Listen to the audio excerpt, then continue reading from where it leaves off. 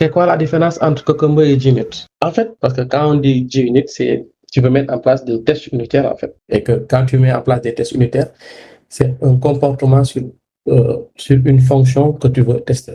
C'est-à-dire qu'on a une fonctionnalité, exemple, tu peux avoir une fonctionnalité qui regroupe plusieurs fonctions. Et quand tu utilises JUnit souvent, tu testes la fonction, qu'est-ce que ça fait. Exemple, tu as une fonctionnalité qui s'appelle calcul de plusieurs choses, et après, il y a des petites fonctions que ça appelle à l'intérieur ou bien ça appelle des services externes.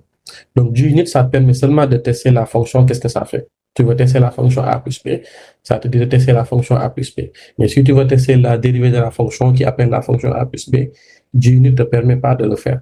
Alors qu'avec Cucumber, tu peux faire des tests qui sont beaucoup plus dans le cadre général. Donc, c'est-à-dire que c'est des tests d'intégration que tu peux faire.